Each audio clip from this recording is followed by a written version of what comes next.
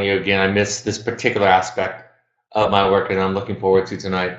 In fact, part of the sabbatical that I just finished led to the idea of this topic. So I wanted to talk about context. And I think for a lot of people, when when we sent out the invite, I imagine that a lot of people read that and thought, what is that? It doesn't matter. It's not important. It's one of those things that when it was explained to me 15 or 20 years ago, I didn't recognize how important it was. It was something I didn't quite understand, or at least didn't understand its relevance in the intervention.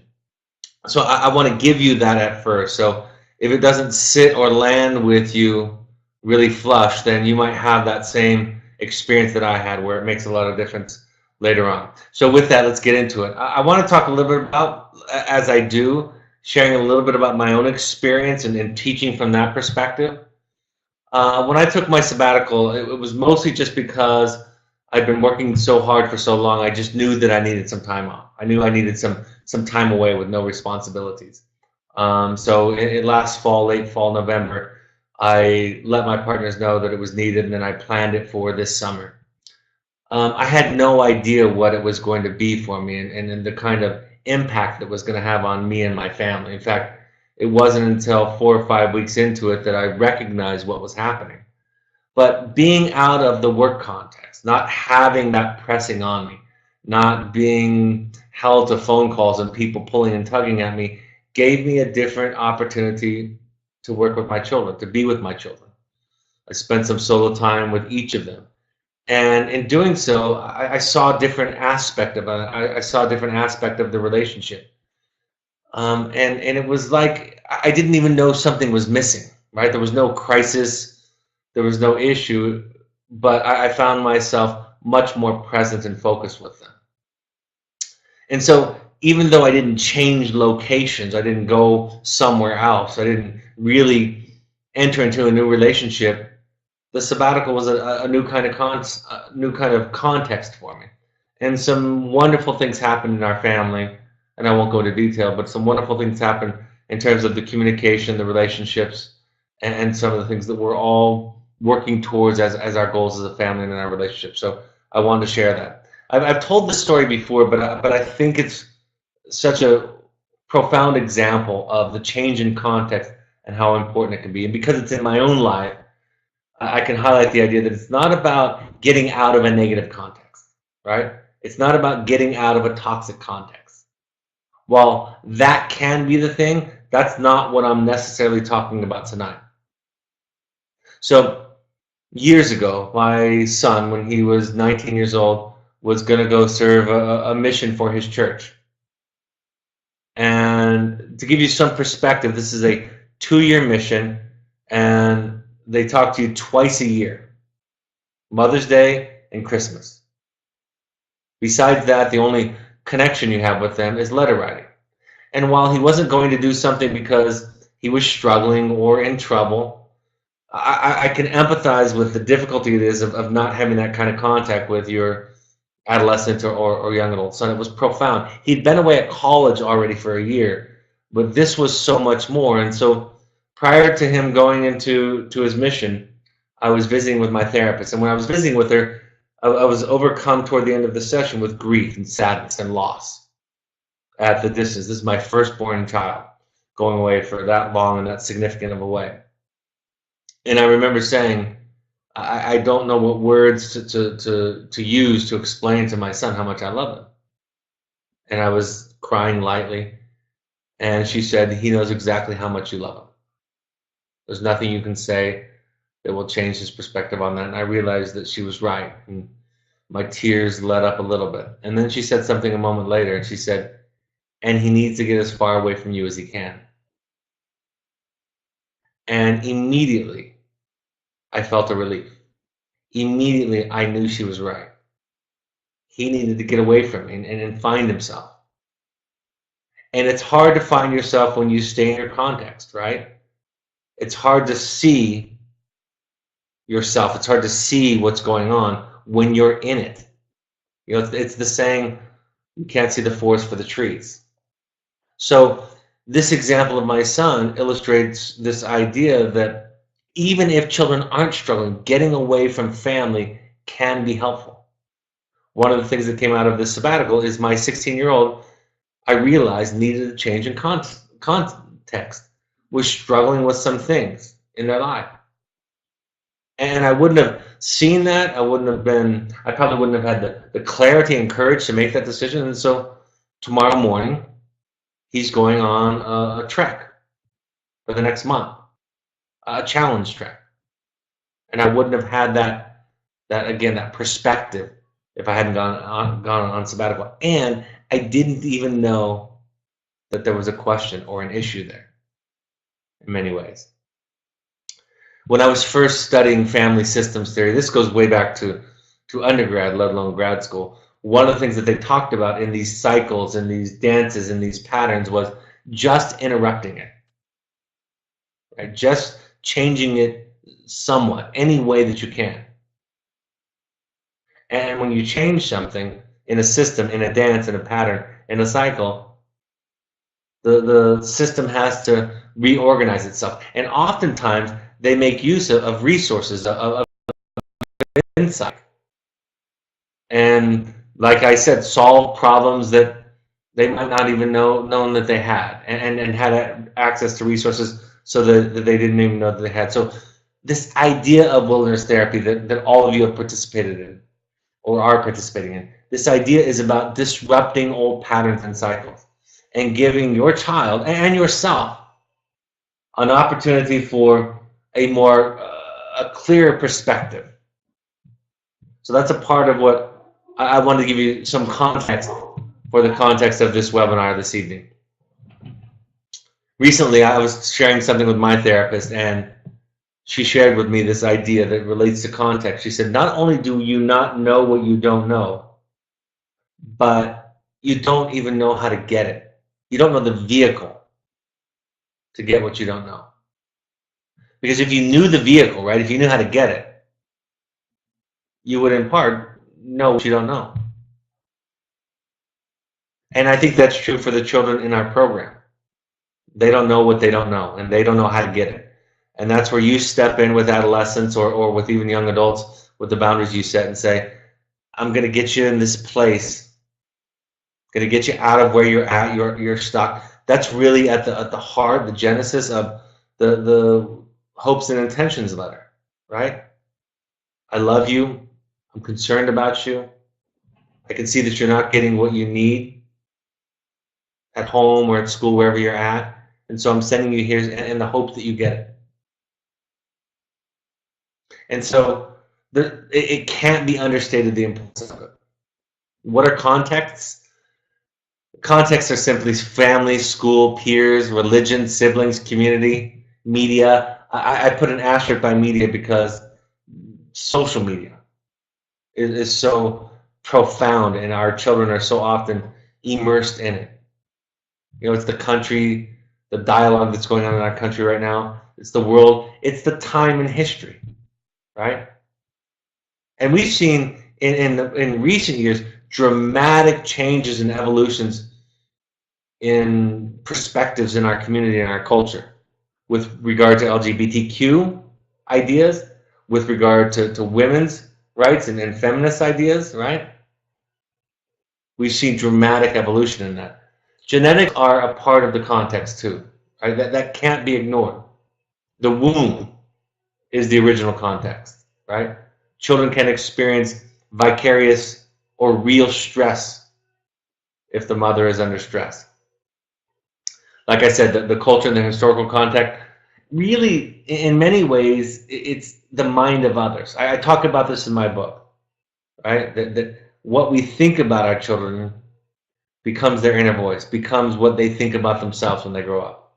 And so how we are seen, how we are considered, how others see us is so impactful. It's the air that we breathe. It's invisible to us. It's unconscious. It's all the messages that you hear about yourself, all the mirrors that are in the world, all the comparisons. Those are the contexts.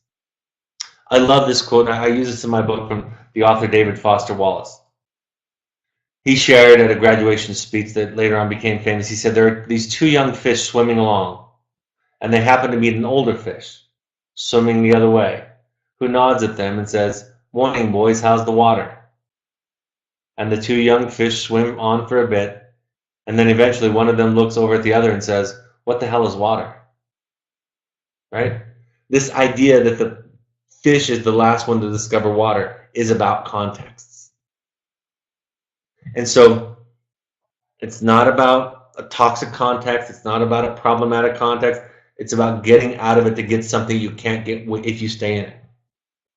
And that's what happens in wilderness therapy. That's what happens in therapy in general. That's what happens when you travel to another country. I have a friend who came back from India a year and a half ago. And he talked about how transformative it was for him. And he really couldn't put into words what it was. Those of you who have traveled to other cultures and spent some time in the culture, watching and living in it, know what I'm talking about. It changes you. You come back to your home and you see things you didn't see before. You see things differently. You see things with a new richness and a new color. Tion Dayton said it this way in her book, Emotional Sobriety. Our children don't become who we tell them to be. They become who we are. As a therapist, I need no convincing that children live in the affective space between their parents. They live in their unspoken and sometimes unfelt emotional world. Their unspoken and unfelt emotional world.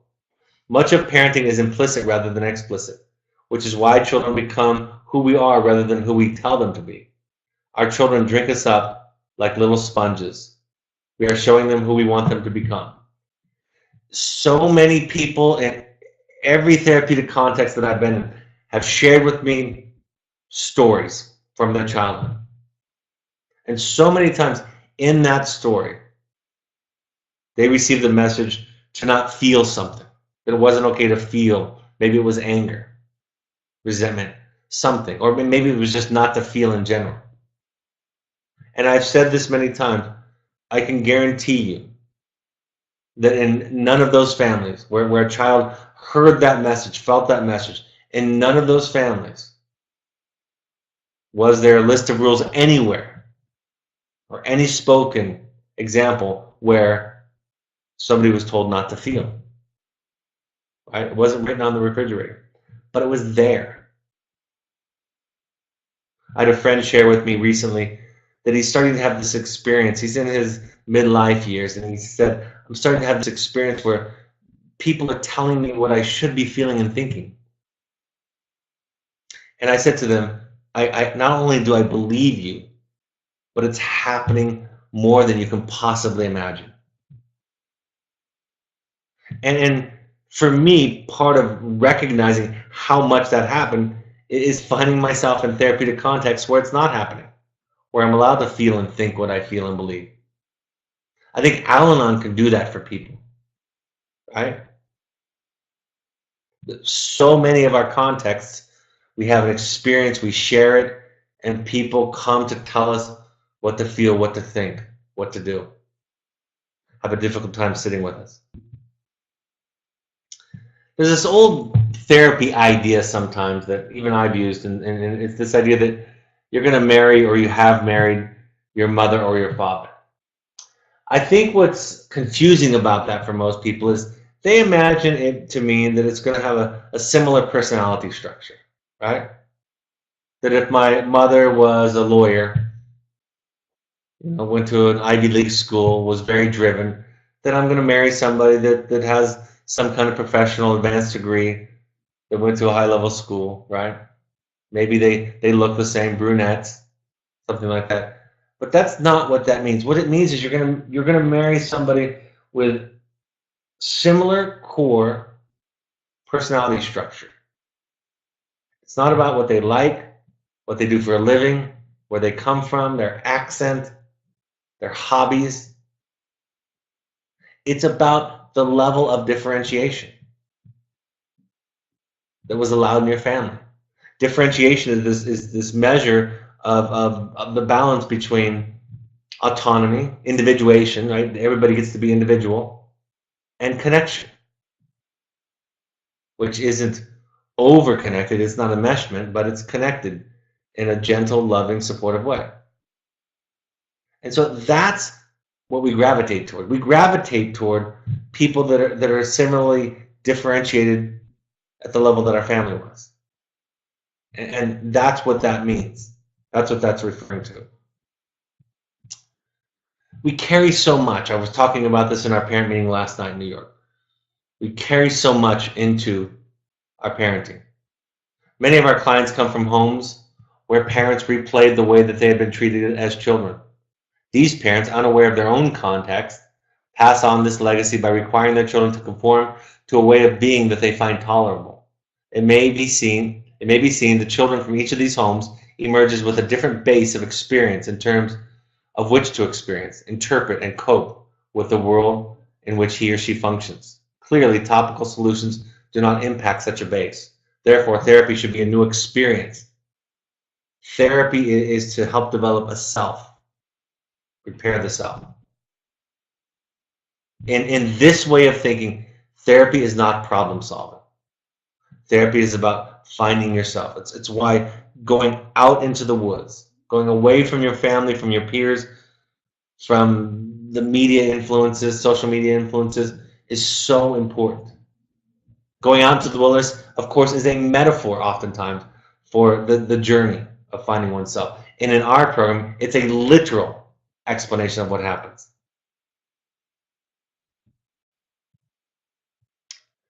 Just as I need external input to discover who I am, I also need external experience to allow me to see my original context with understanding. This requires me to see difference. It is from this position of difference that I'll be able to see and begin to understand where I am for the first time. You know, there's a lot of things that we can do, a lot of tools, a lot of self-care, a lot of skills that we can do on our own, right? You can meditate. It's a fantastic resource. You can practice other versions, other types of self-care. But sometimes we need some external input.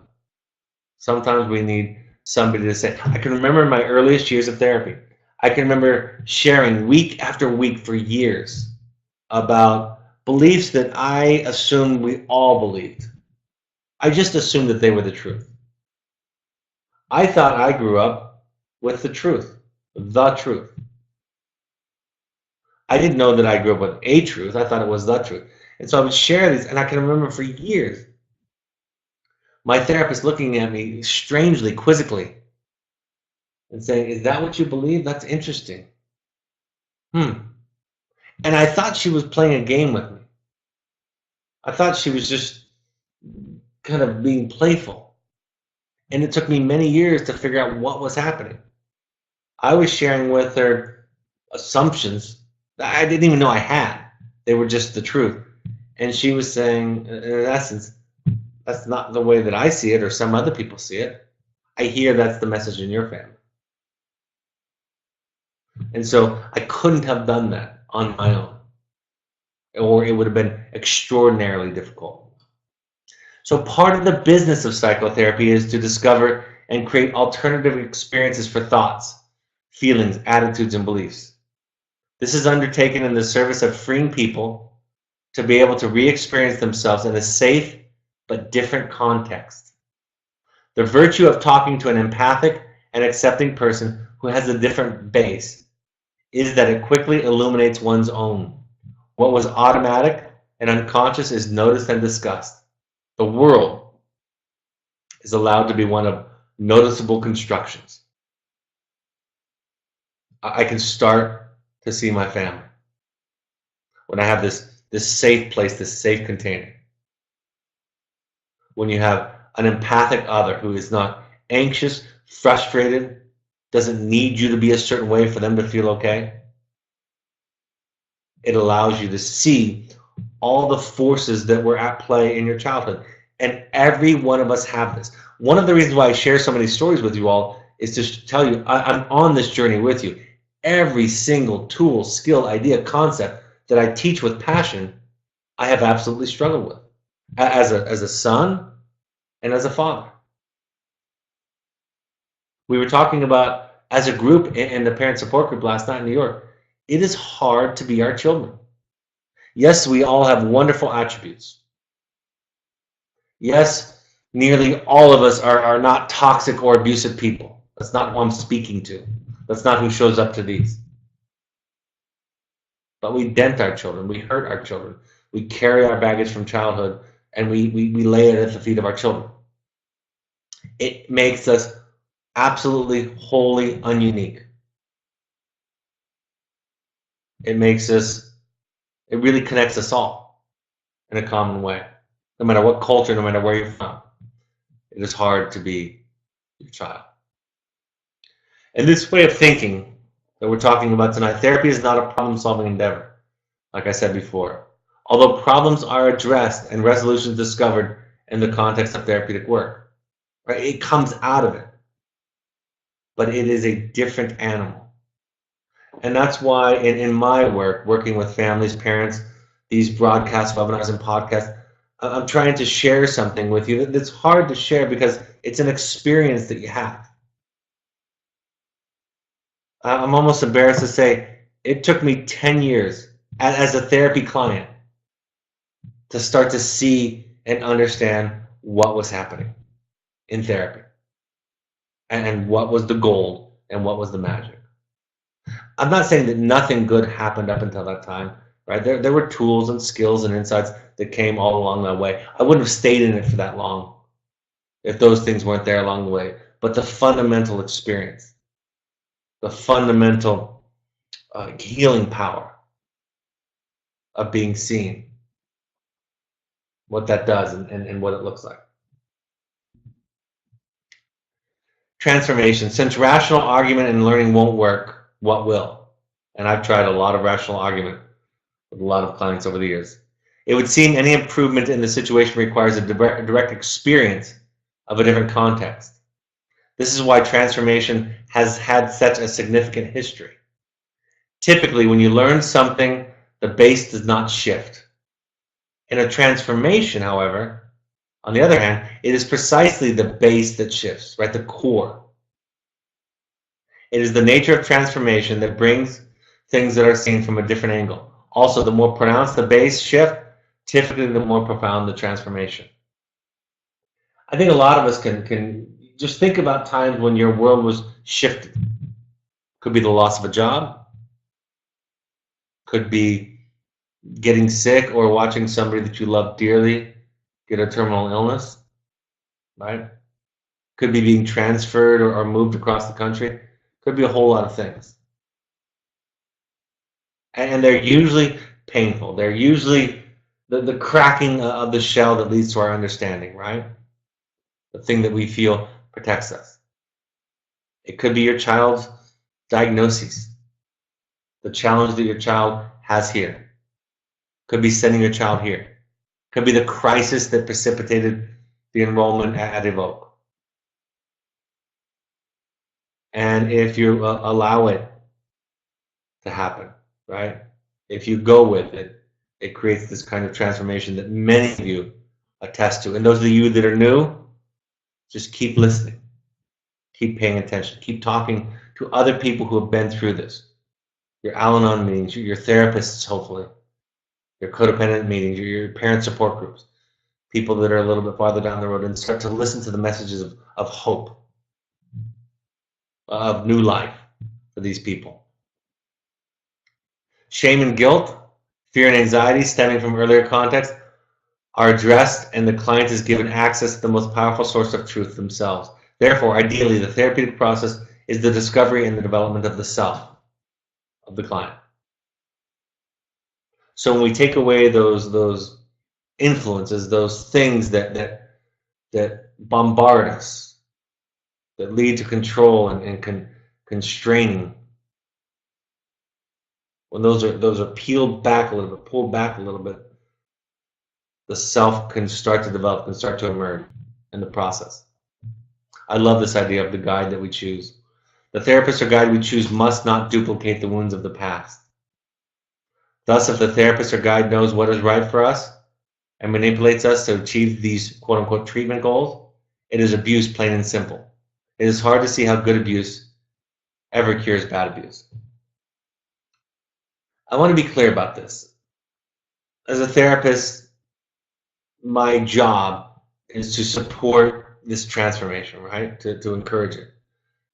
Sometimes when people hear about this way of thinking, this way of containment, of connection, of empathic understanding, they hear about it as a passive activity. It is not that. And it moves mountains. It really does. But if we employ, like Gill says here, if we employ the same, fundamentally the same kind of thing, the same kind of manipulation, even though we would justify it by saying our goals are pure, our goals are well supported by the culture, by the research, by the experts, we fail at helping to support the development of a self. And that's why you all, most of you, have such a great experience with Evoke, is because you see it happen. You hear about it happening. This is where students say, I've never felt more free in my life, more liberated in my life. And at the same time, you would go through the rules and the guidelines of the program and be confused by that. You would say, wait a second, that's more strict than any other setting you've ever been in. But it's something else altogether. And it's something that a staff member or a therapist can do much better than you can, right? They could do it. One of the reasons why I'm having my son go on this track and I'm not taking him is because that'll be better for him. They'll have an advantage that I don't have.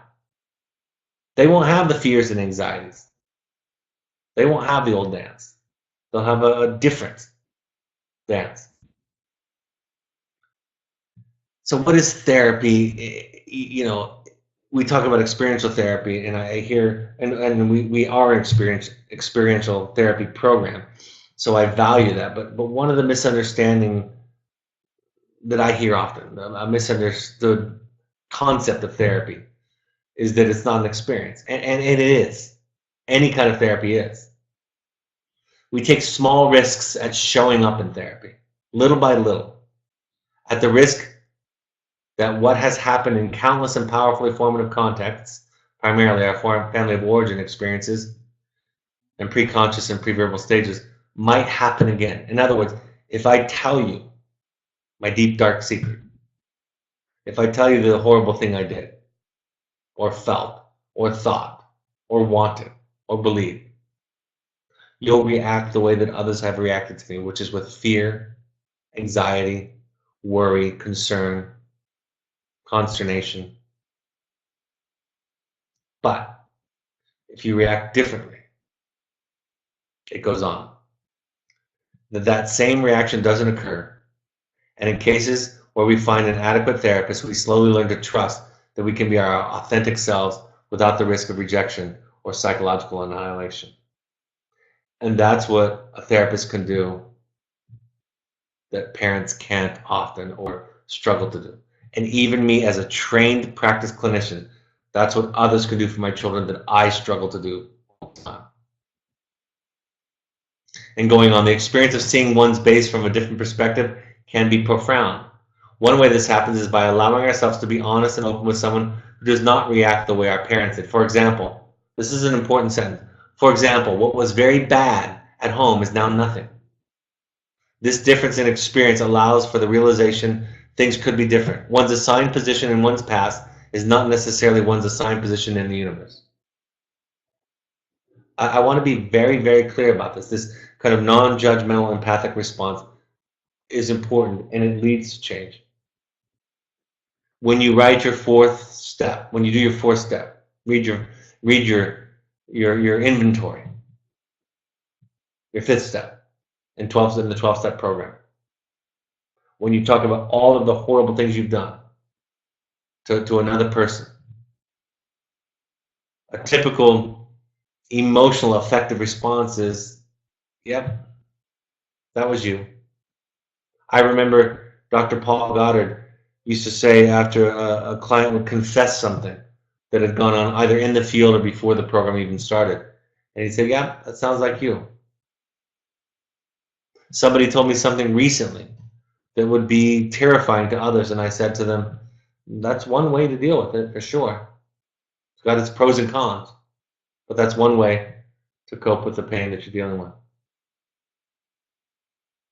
That kind of energy changes everything and provides a space for the person to start to work it out.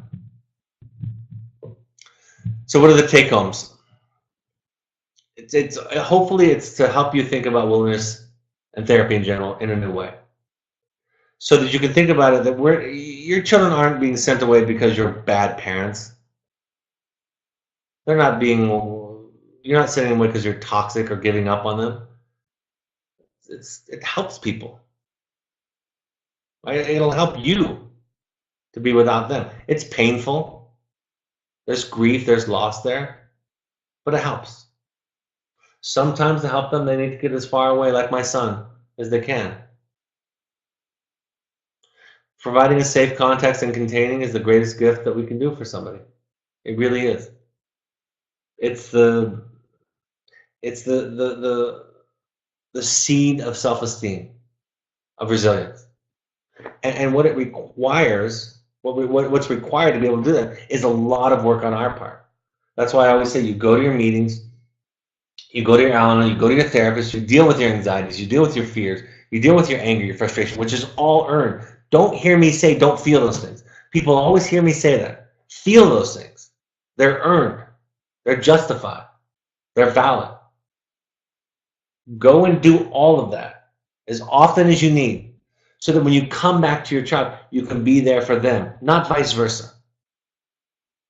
Not require them to show up a certain way so that you're okay. You know, the way they say it in Al-Anon is that your serenity is none of my business. Imagine your child saying that to you. And I don't mean to be disrespectful, but if they could say it, how would it feel? Mom and Dad, your serenity is none of my business, not my responsibility. Of course, when our children are doing dangerous or unkind things, we're going to be worried or angry or hurt. But we deal essentially with that emotional energy somewhere, and then we're informed by it and we make decisions. It's not passive, it's not laissez-faire, it's just contained. You know, there of course is a significant impact from genetics. And I get asked this all the time. The reason I focus on the context so much is because it's the only thing you have control over. Right? Our children are genetically, some of them are adopted, some of them have other trauma, some of them, just because of nature, come with certain genetic differences. And that's true. And maybe that gives some parents some peace of mind. But when we do battle, when we do work on our own shame and guilt, we don't need to worry about that too much. We just realize that we're human beings, and it's hard to be our kid, and we have some work to do. We can contribute more to the well-being of our children and our family. You are you. You're not bad. You're not a bad parent. You're just a you parent. And that's hard enough to deal with. Right? I said this last night. One of the most worrisome things that a parent can tell to me early in the process is when they tell me how good of a parent they were. I was a really good parent. And I always, when I hear that, I cringe and I worry. That's a difficult thing for a child to grow up with. A parent who needs to be good. I was impressed. I think it was the CEO of Pepsi-Cola. There's been some news lately about women CEOs quitting their jobs. Other women, Serena Williams and others, talking about the difficulty of being a good mother and a successful professional. Right? I saw a newscaster saying thank you to Serena today and talking about this today. And what I was impressed with is these mothers were saying, yes, I struggle with the fact that I can't have it all. And mothers are more susceptible to that in our culture because men aren't expected to be nearly as good of a parent as a mother. But it's the same, once you strip away the differences in expectation, it's the same psychology. The healthiest, most valuable thing you can do to your children is just own your own humanness and limitations. It doesn't mean you abdicate responsibility and don't work. That's what a lot of people hear. But you just know it, right? You just own it. And that gives your children a place to feel angry and sad without you needing to defend it and prove that you were good or good enough. So you're not bad, you're just you. And then lastly, I just want to make this comment. This is something my therapist shared recently that's really struck me. When I talk about honoring defenses, that means when children are afraid to open up, they have a good reason. A friend of mine told me recently she was worried about going to therapy, and she was worried because she didn't want to tell all of her deep, dark secrets. And so I said, tell me more about that. And after she talked to me for a while, I said, well, it makes perfect sense why you're afraid to tell your secrets, because when you've done that in the past in your family or with your peers, it's gone really poorly. And she said, you're the first person who hasn't tried to talk me out of that. The first person who heard me. That's what it means to honor a defense. When a child doesn't want to open up, they have a good reason. And so we allow them to have their dignity. And I will tell all of you tonight, I have not done a good job of that as a father. I have not done a good job at all with that. I've used my therapeutic awareness, right, my education, and I have pried my children open. I have peered over their walls. I've used x-ray visions, and I have not given them their dignity. I really haven't. I've done that with clients in cases. Pushed too far, too quickly, without considering the cost. So allowing children to have their dignity means you know what you know, and you act from that knowledge, but you don't impose it on them. You don't reveal their dark, terrifying secrets for them. You create a safe place. You talk about your darkness. You talk about your vulnerabilities. You make yourself safe to come out to, if you will. To come out with whatever secrets, whatever things are going on with them. My therapist was illustrating this. She was visiting, I think she's 79, and she was visiting a grandchild of hers, and the middle child was he's the typical second born in the family, like I was, and like a lot of second born. He's the defiant one, kind of the troublemaker. And she sat with him on the porch, and she said,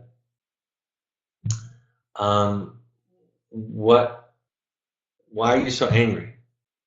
Franklin, why are you so angry? And Franklin turned to my therapist, his grandparent, and said, it's none of your business. And that's that idea, that the child protects their own boundaries. All right, I'm happy to take any live questions, any questions related to the topic. If there are none ready, I can go on to announcements and then take them at the end again. We ask all parents to go to 6 12-step support groups. Choose from any combination of Al-Anon, Codependence Anonymous, or Families Anonymous. We just want you to have that experience. If nothing else, you'll know what it feels like to walk into a group of strangers and feel that exposing yourself to them, like your children have been asked to do. You can also go to NAMI.org to find out about resources and education in your area that are affordable. All those 12-step programs are free, and there's not a lot of free resources. Social media. All of these broadcasts go to podcasts. So if you have an iPhone or an iOS device, go to the podcast app and search Evoke Therapy Programs on the Android device or on the computer. Download the SoundCloud app or go to soundcloud.com and search Evoke Therapy Programs. On Twitter and Instagram, find us at Evoke Therapy. Facebook, search Evoke Therapy Programs. And the Second Nature Alumni Foundation on Facebook, it's actually got a new name. This is an old slide. I think it's the Evoke Alumni Foundation. I'll get that corrected for next time and tell you about that. Go to our blog for updated content weekly.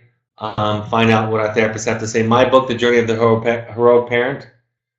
The Journey of the Heroic Parent is available on Amazon right now. You can buy a copy there. Also, an audio version is available there. We would like all parents, current parents, if possible, to come to a workshop. It's an experiential workshop. You have some field experience. You feel in a little bit of what your child feels. You get to meet with the staff. If your therapist thinks the timing is right, you can combine that with a field visit. So the next one is coming right up, August 11th and 12th. So, and then after that, it'll be at Cascades in September 22nd and 23rd. If you want to do a deep dive into your own work, right? Want to look at some of these, want to really change your context, come out to an intensive out in Park City, Utah. The next one is October 17th through 21st. It's a 5-day personal growth workshop, psychoeducation, meditation, psychodrama, group therapy. They're fantastic. Parent support groups, the next one will be in Los Angeles, Sunday, August 26th, 4 to 7 p.m. That's on a Sunday to help you avoid traffic if you're from the Los Angeles area. And then after that, the next day in the Bay Area, Monday, August 27th, and then back in New York City on Monday, September 10th. Contact Melanie at evoketherapy.com for more information or to RSVP. If you want to do a pursuits trip, these are international trips, adventure trips. Think therapy light. Think getting outside of your context. All right, I'm happy to look at any questions that have come in. Why do you advocate for a 12-step program even if your child is not an addict? Because the core issue is the same. Addiction is a specific way of dealing with pain that's detrimental to the individual, that's self-sabotaging, self-defeating. But any symptom that somebody has that's self-defeating, self-sabotaging is a medicator. And so when you strip away kind of the surface level description of things, whether your child is cutting, depression, it's really, even most fundamentally, how to be in a relationship with other people. And yes, it's specific to be in a relationship with other addicts and alcoholics, but Codependence Anonymous has nothing to do with substance abuse necessarily. You might be in, your qualifier might be somebody that's your spouse that's verbally abusive. It might be your mother or father who were emotionally unavailable. Your qualifier can have any sort of symptom conglomeration, any diagnosis. How do I be in a relationship with that person? So that's what it's about. And it's hard for some people to see past that, but if you listen and go enough, you start to see, and it changes you. What if a parent can't out or chooses not to be honest about issues or concerns? How does that affect therapy, particularly if the parents are separated? You know, if a parent is not supportive or involved or invested in the process, it's not impossible, but it is having a hand tied behind your back. You're fighting a battle with one hand tied behind your back. Period. There's no way around that. There's a broadcast that I did on co-parenting that I would also refer you to, because it's important that you not get lost in that. That you, as they say in Al-Anon, stay on your side of the street. Right? And not have it become your problem. It's easy to become obsessed with, focused on, put your energy toward the other parent who's not supporting, participating, and so forth. It's natural to do that. And that's why Al-Anon Code or those meetings therapy help us come back to ourselves. What do I have control over? What don't I have control over? What's my side of the street? How can I keep that clean? So forth and so on. I'm reading Michael Pollan's How to Change Your Mind, which discusses the mind transformation via LSD and mushrooms. In the 1950s, it was used successfully by alcoholics to stop drinking. What is your opinion of these drugs as a way to transform your mind, self, and cure alcoholism, anxiety, and depression? Even Bill W., by the way, just to be clear, this is not out of left field. This person's absolutely right. Even the founder of AA used LSD long after he got sober from alcohol and believed for a time that it was the cure to alcoholism. To alcoholism. It's a dramatic change in context. Psychedelics are a dramatic change in context, right? They absolutely do for you what they're describing. The problem is that the risks are also great. It can lead to psychosis. So yes, it can create that shift that you're talking about, no doubt about it, but it also can do damage and potentially lead to permanent psychosis. So That would be my biggest critique of it. But many people report having spiritual transformative experiences with those kind of hallucinogenics. So, what if you have already shared with your child about your own past, your issues, your family of origin, yet that made no difference to the child, and maybe it even makes you more vulnerable than them? They now know what your vulnerabilities are, and they can use them against you. I'm so glad you asked this question, because it almost always leads to this. Um, my answer to the question is they can't use it against you in a way, because it's a gift that you give to them, right? It's not about winning. It's not about convincing them. It's not about changing them. You don't share your vulnerabilities so they'll change. You share your vulnerabilities to share your vulnerabilities. You do it without expectation of change on their part. Otherwise, it's not really a gift. It's just a secret contract, right? An implicit contract. And so people can hurt you with things that you share, that's for sure. But they can't use you against you in the way that they can't blame you, because it's not about being right anymore, right? This work that I talk about is you don't get to be right anymore. You don't get to be good. My son said to me when I told him that we wanted him to go on, and it wasn't really a choice, but we wanted him to go on this track. He said, "What if it doesn't work?" And I said, "It might not work." And he said, "Why do you guys think I need it?" And I said, "It's just our best guess. We have a lot of self-doubt about this idea, right? And there's nothing to fight against. When I'm not right, when being right is not part of the equation, there's really nothing to fight against.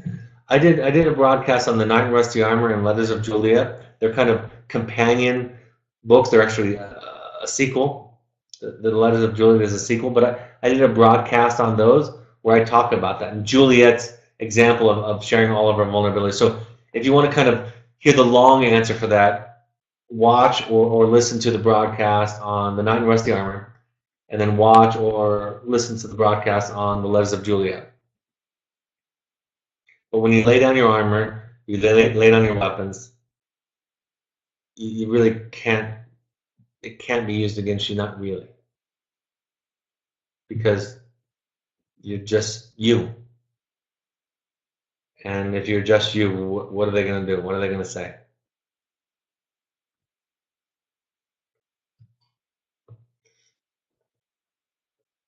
Any other questions before we wrap up? I have shared my vulnerabilities and my child has used it against me. Lots of, "Oh, well, that's because you're this way." Okay. Yeah, it's hard to explain, but okay, you're this way, and this is what. See, there's no debate. I'm not debating with you. I'm not trying to be right. My boundary is my boundary. It's my boundary because it's my boundary, not because I'm smarter, better. It's just my boundary. So it's really in the thinking. There's this thing about being right or being on top or being in control. And when you abandon that altogether, it doesn't matter. If my kids know about my history, and if they came to me and said, "Dad, the reason we're this way, you can't send me away to a program." I sent my son to wilderness when he was 13. "Well, I'm this way because you were this way." And my response would be, "Okay." And if I was really grounded, I would say, "You actually don't even know the half of my problems. I'm so much more screwed up that you haven't even come to, you're just looking at the tip of the iceberg." Right? So it's about being right, the right one, justifying your decision or your boundary, which you don't have to do. Thank you, though. And I would refer you again to The Knight in Rusty Armor and The Letters of Juliet. And I understand your question, and it takes a while.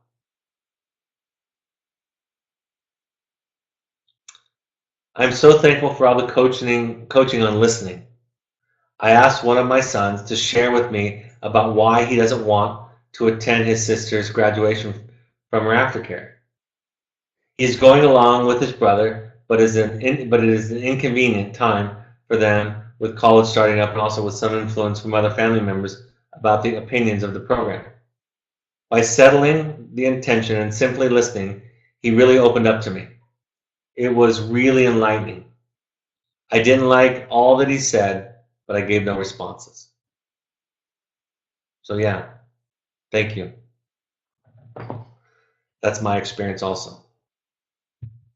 All right, folks, the next broadcast will be next Tuesday evening, August 14th at 7 p.m. Mountain Time. I'm going to be talking about coming out and all that that implies. So have a great week. Thanks for joining me this evening for on behalf of your children. Thanks for making this effort, and I hope this is a helpful point of contact with you throughout your work and in your practice. Take care, folks. Bye-bye.